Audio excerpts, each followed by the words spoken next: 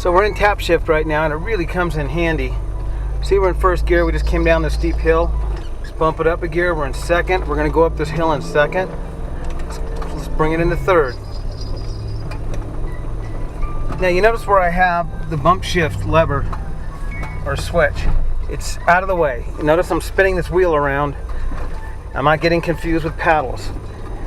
I'm also not knocking the bump shifter like if you had a 12 or newer JK shifter. So we're in third now, and I can see we're going to have to drop it down a gear. Now watch this RPM match shifting. Okay, brought it down a gear. You saw how smooth that was. I didn't feel anything other than we could hear it. Now second's a little bit, we're riding our brakes. Bring her back into first. See, we're in first. Now this is really slowing me down. This is a good time to talk about transfer cases. We got a 241J in that. Okay, now that we're flattening out, we're almost coming to a stop. Bring it back up into second.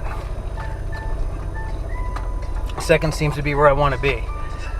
The 2.7 transfer case does an excellent job. And combined with the 4-to-1 low first gear of the 6L80, you have about the same low ratio as a Rubicon, about 11-to-1.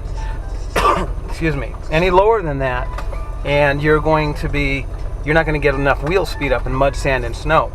You can see on this trail, if I go down into first, it almost brings me to a stop.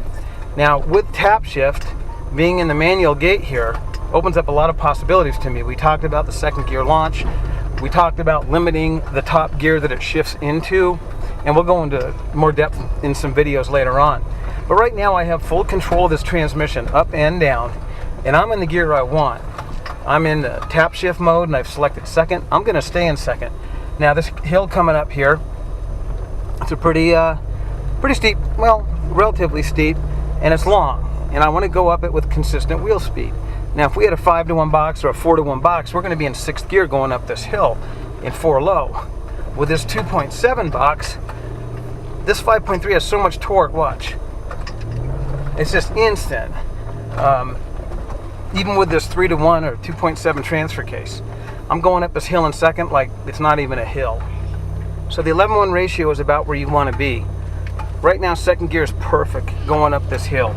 We're going about 3-4 miles an hour. Now if you had a 5-to-1 box, you'd probably be in 5th or 6th, well maybe 4th gear going up this hill. But if you were in mud, sand, or snow trying to get some wheel speed up, it would be tough. So think about that when you get your transfer case. If you get an Atlas, the 3-to-1 or 3.8 is about the most I'd recommend for general wheeling.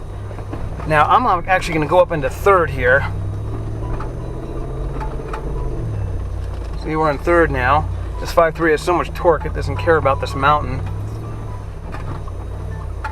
And going back to the tap shift switch or switch gear, I really like where I have it here. As you can see, it's out of the way. I'm not bumping it with my knee. I'm not bumping it with a soda can. If it was on the console, I'm spinning the reel around constantly, so I'm not fumbling trying to find the tap shift buttons. It's perfect right where it's at. I can just whip my hand in here and it's right there. I know up is up and down is down. So you guys contemplating getting our kit, go with the original switch that we supply before you choose to go with a cruise control mounted switch or a bump shifter or paddles. So we still got a ways to go.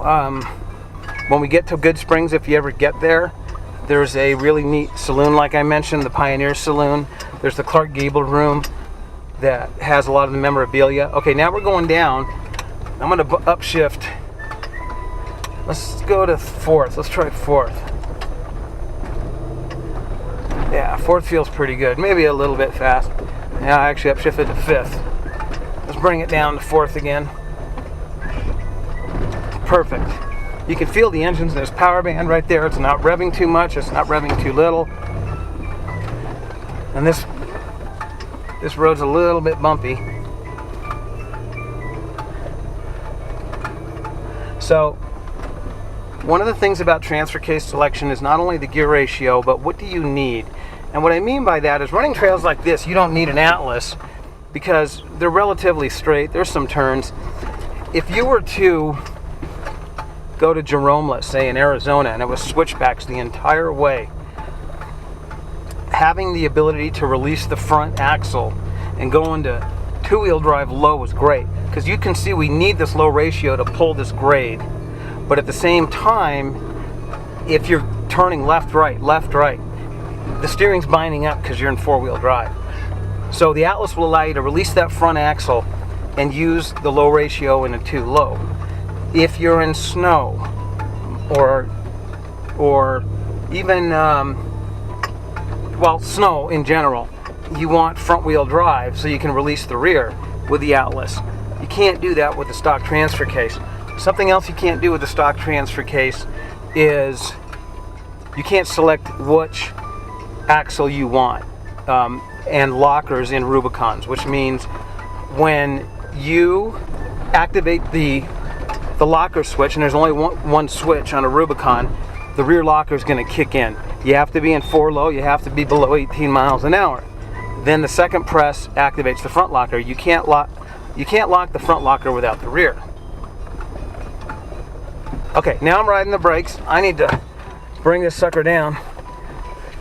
Okay, we're in second. We're in first. Now you notice I'm whipping the wheel around, so having those shift switches on the wheel would not be a good idea.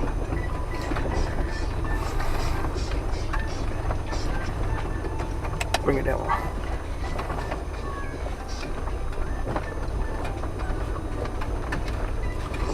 We're going to go back up to second, third. Tap shift is an excellent aid to off-roading. Much better than trying to run the lever like in the old days. Okay, now we're dropping down a couple of gears here, because you can see this is a pretty steep incline and we got some rocks on it. We're in first gear right now and I'm not on the brakes, and this 6L80 is doing an excellent job.